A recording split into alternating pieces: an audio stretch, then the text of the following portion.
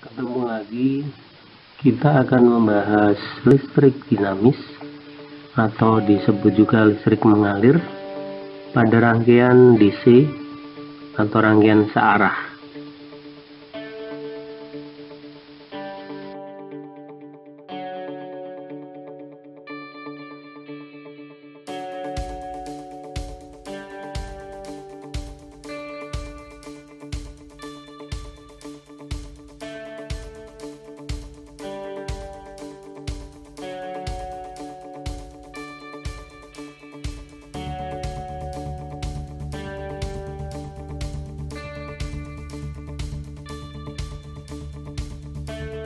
Analogi arus listrik dimisalkan seperti aliran air. Penggerak aliran air adalah pompa, penggerak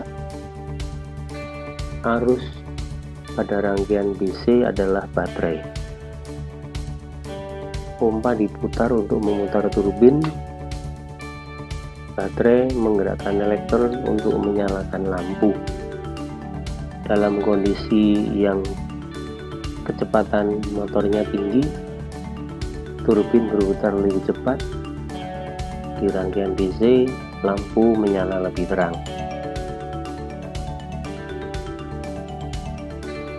Arus listrik mengalir dari potensial tinggi ke potensial rendah dari baterai melalui lampu ke baterai kutub negatif.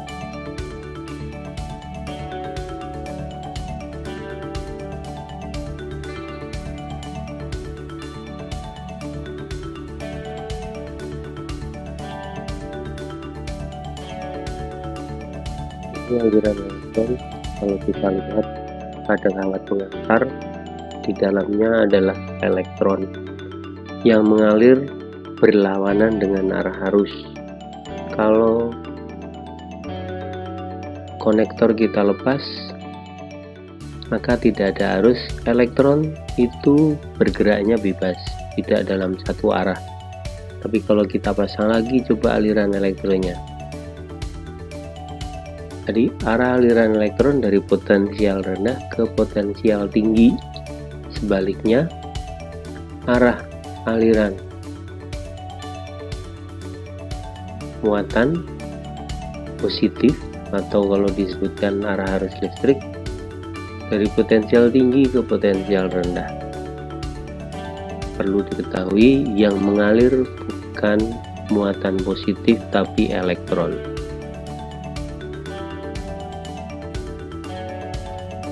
Cara terjadinya arus listrik.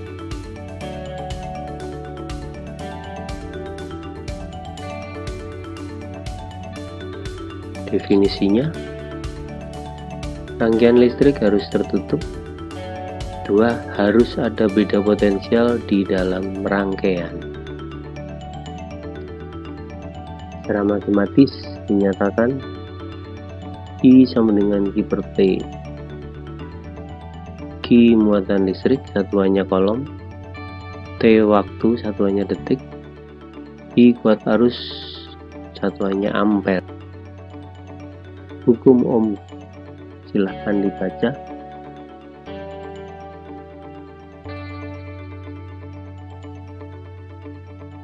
V sama dengan I kali R, di mana V tegangan, I kuat arus, R hambatan. Membuat rangkaian listrik, syaratnya 1. Harus ada baterai. 2. Ada kabel penghubung. 3. Ada lampu. Yang keempat itu syarat bukan utama tapi syarat untuk menyalakan dan mematikan arus. Kita bisa lihat kalau dinyalakan ada aliran dan lampu menyala. Rangkaian voltmeter dan ampermeter. Ampermeter disusun seri, voltmeter disusun paralel. Kalau kita nyalakan saklarnya, yang terjadi adalah ada aliran muatan. Arah arusnya ditujukan oleh tanda merah. Asalnya dari sumber melalui rangkaian luar voltmeter dan ampermeter yang disusun seri ke lampu sehingga lampu menyala. Kalau kita matikan saklarnya, lampu nggak menyala. Ampermeter dipasang seri dengan sumber atau alat yang akan dibaca arus listrik yang mengalir. Cara membacanya adalah jarum penunjuk itu menunjukkan ke skala yang terbaca, di sini 4, kemudian skala maksimumnya 5. Jadi 4/5 skala terbaca dibagi skala maksimum kalikan faktor pengali. Faktor pengalinya kita lihat di kabel yang merah, angkanya menunjukkan 2, jadi 4/5 kali 2, 4 kali 2 8/5 atau 1,6 ampere.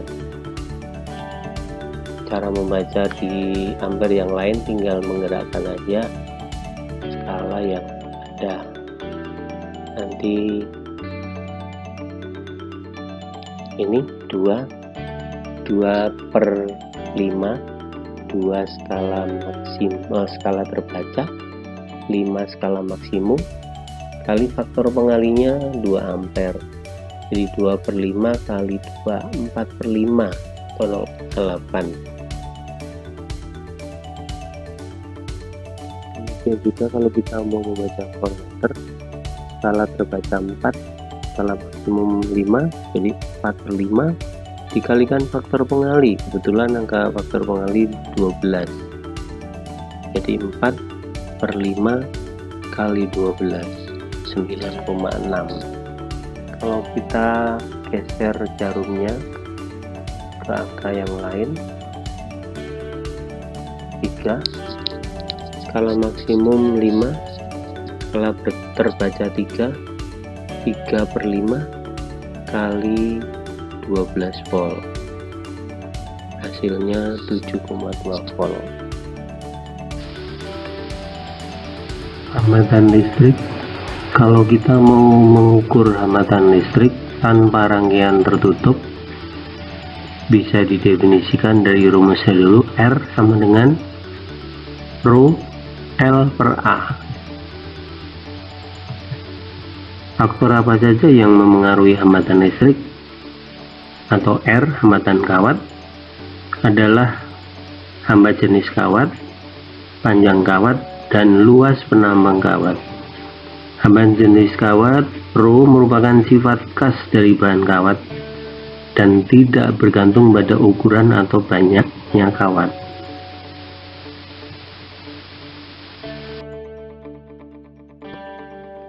Kita bisa lihat hubungan Rho L per A seperti gambar berikut. Kalau R sama Rho berbanding lurus, semakin besar Rho-nya, maka R-nya juga semakin besar. Semakin kecil Rho-nya, R semakin kecil. Bagaimana dengan A? Semakin besar A, maka R-nya makin kecil karena R dan A berbanding terbalik. Demikian juga L sama R berbanding lurus. Ini nilai hambatan, jadi makin panjang hambatannya makin besar.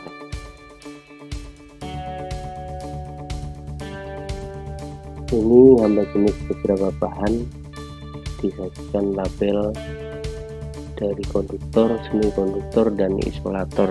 Di lain waktu kita akan membahas konduktor apa, semikonduktor apa, isolator apa. Apakah suhu memengaruhi hambatan kawat?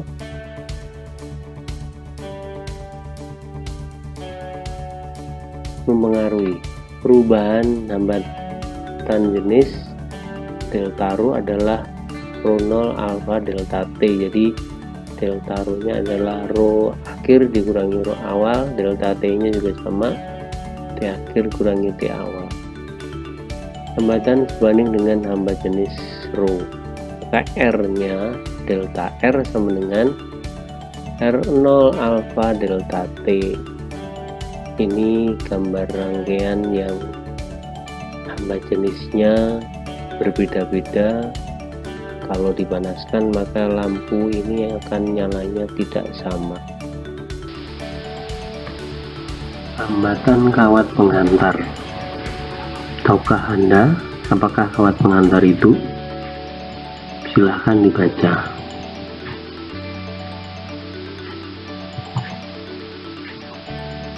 Mana yang lebih baik, tembaga, besi, atau perak sebagai kawat penghantar?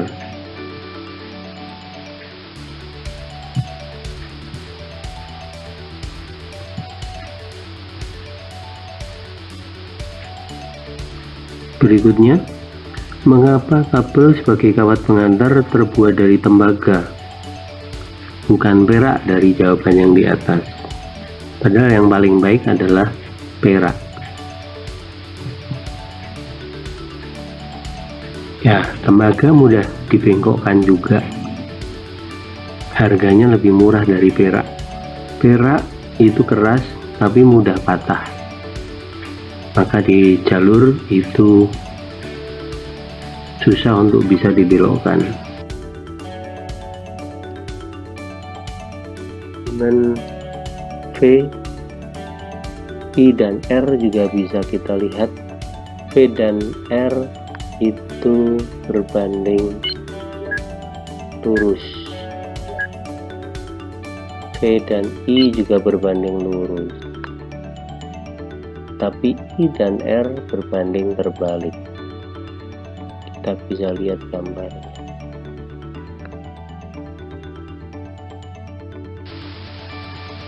Tegangan. Nama lain dari tegangan adalah beda potensial.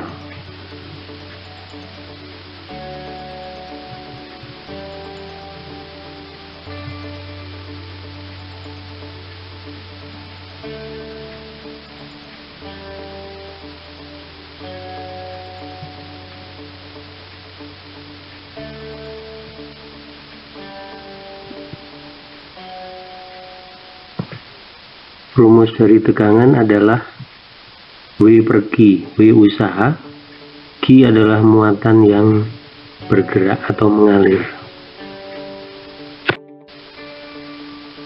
Hukum pertama Kirchhoff tentang arus listrik. Bagaimana kuat arus dalam rangkaian seri dan paralel? Pada rangkaian tidak bercabang, berarti seri, kuat arus di titik manapun dalam rangkaian adalah sama. Arus mengalir tiap komponen besarnya sama. Bisa dilihat dari gambar.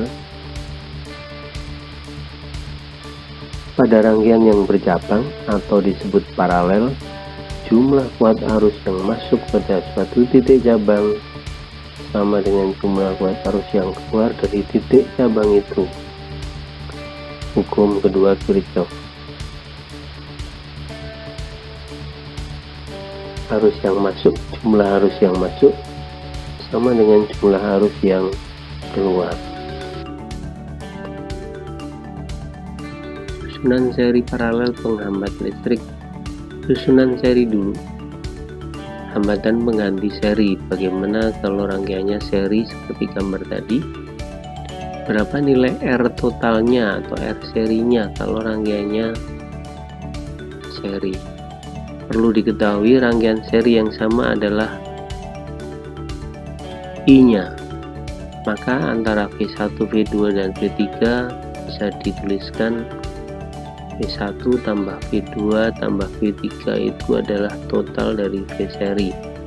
Karena arusnya sama, V1, V2, V3, maka perbandingan V1, V2 banding V3 dan seterusnya adalah R1 banding R2 banding R3 dan seterusnya.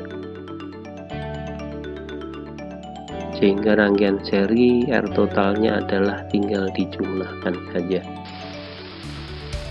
Apa kelemahan susunan seri? Jika salah satu filamen lampu putus, seluruh lampu akan padam.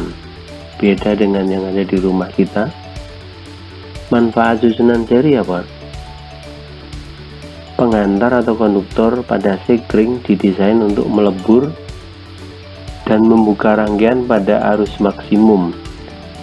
Sekarang sudah bukan pakai sekring lagi, tapi pengamannya adalah pakai MCB. Jadi pengaman rangkaian listrik bila ada hubungan singkat atau sering disebut korsleting, maka akan putus atau MCB-nya turun.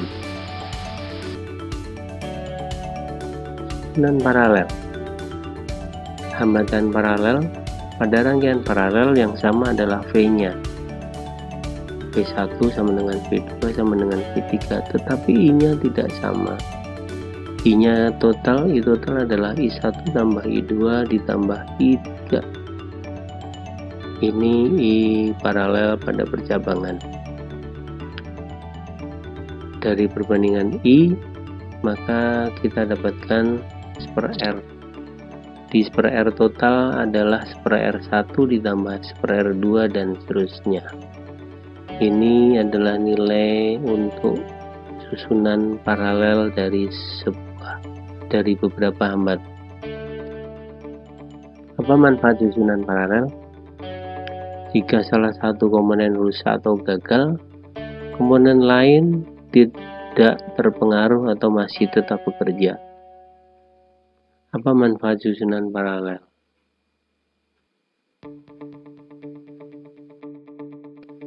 Alat ukur jembatan Wheatstone. Untuk mengukur besar tahanan suatu penghantar, kita bisa lihat gambarnya. Bentuk rangkaiannya kira-kira seperti itu. Bila arus yang lewat galvanometer 0, maka perkalian silang berlaku.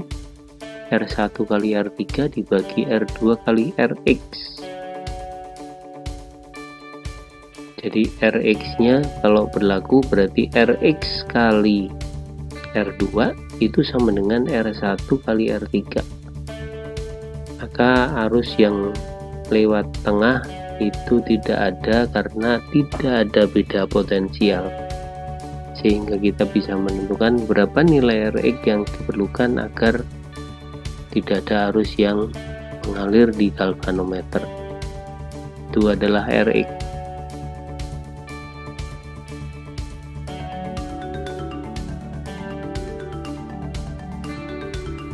Rangkaiannya berubah menjadi seperti itu.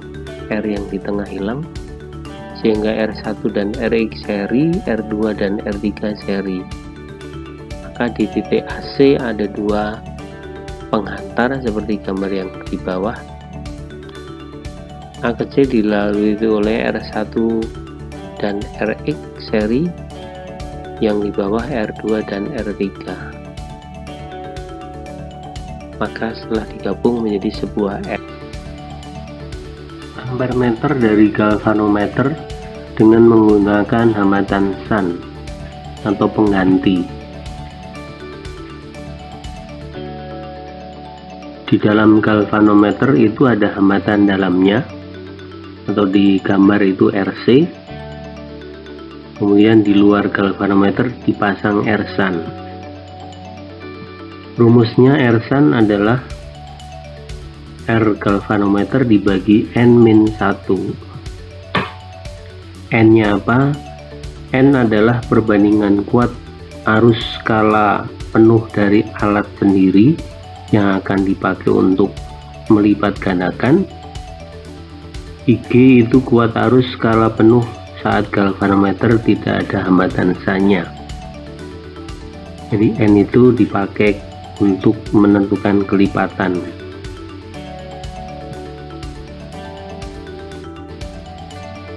Voltmeter dari galvanometer hampir sama dengan ampermeter, hanya R-nya itu adalah disusun seri dengan R yang ada di galvanometer, artinya dipakai sebagai pembagi tegangan. R-shunt hambatan resistor, RC hambatan galvanometer. Maka E-nya karena voltmeter, maka perbandingan tegangan skala penuh voltmeter dibagi tegangan skala penuh galvanometer, sehingga R-nya atau R hambatan resistor seri N dikurangi 1 kali R galvanometer. Persamaan rangkaian arus searah susunan baterai seri. Sebuah baterai disusun dengan resistor, maka di dalam baterai ada hambatan dalam dan arus yang mengalir dalam rangkaian tertutup. I sama dengan GGL dibagi hambatan luar ditambah R kecil hambatan dalam. Bagaimana kalau baterainya disusun seri? Maka arus yang mengalir I sama dengan jumlah baterai dikalikan tegangan masing-masing baterai yang sama dibagi jumlah baterai kalikan hambatan kecil ditambah R besar.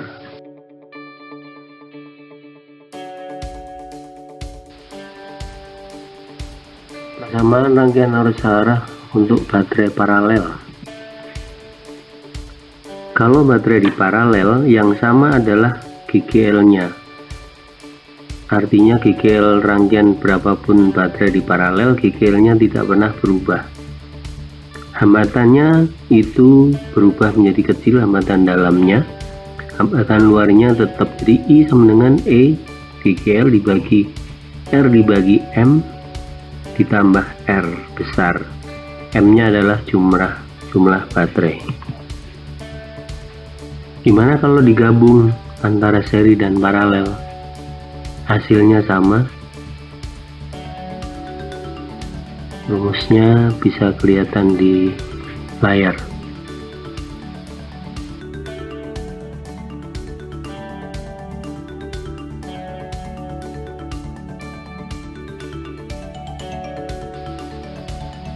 Hukum kedua Kirchhoff untuk tegangan. Apakah hukum kedua Kirchhoff itu? Silahkan dibaca.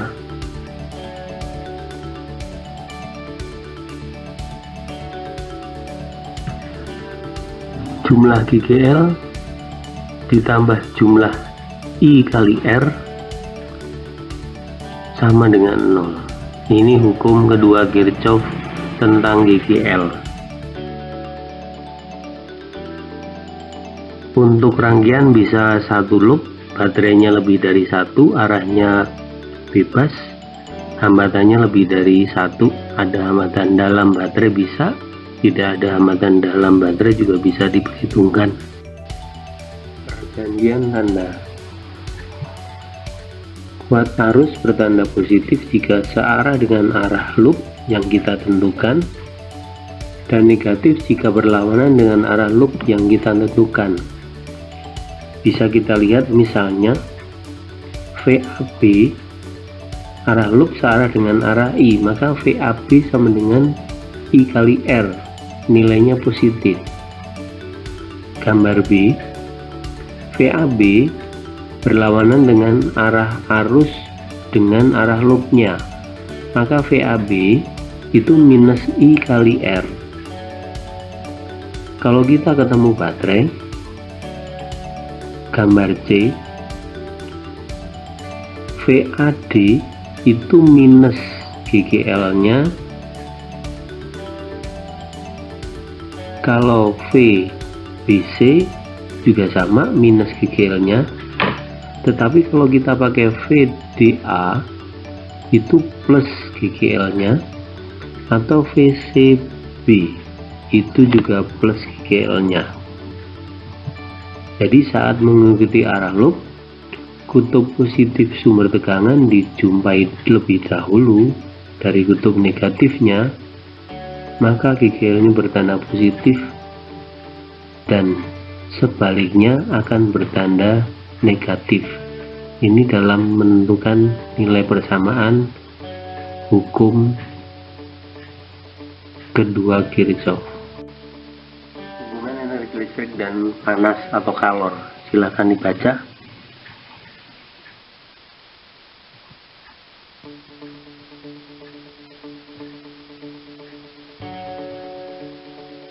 Pada rumus kalor, Q sama dengan MC delta T. Pada rumus listrik, W sama dengan P kali T.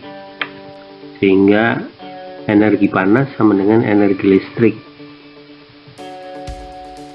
Efisiensi, lambangnya V, adalah energi listrik dibagi energi kalor atau sebaliknya tergantung kita akan melihat mana sumber dan mana yang menggunakan. Bisa energi kalor per energi listrik atau bisa energi listrik per energi kalor. Kalau yang menggunakan energi listrik sumbernya adalah energi kalor, maka energi listrik dibagi energi kalor, atau sebaliknya nilai efisiensi itu di sekitar 0 sampai 100%. Daya listrik.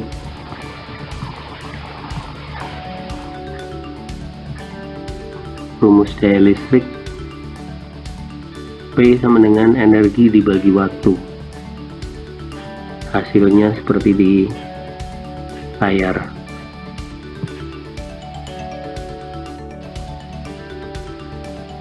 Daya elemen listrik. Setiap peralatan listrik ada elemennya. Menggunakan lampu ada filamen, kemudian teko ada pemanasnya listrik, atau hair dryer ada pemanasnya. Hambatan elemen listrik R sama dengan V kuadrat per P. Penggunaan energi listrik, silakan dibaca.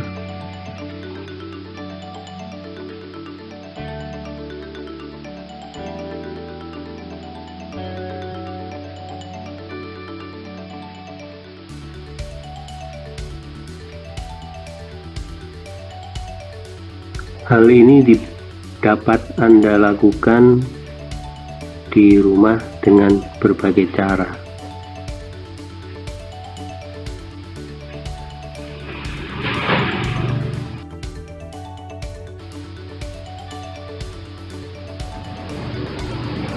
Ini nanti kita akan dipelajari di rangkaian AC.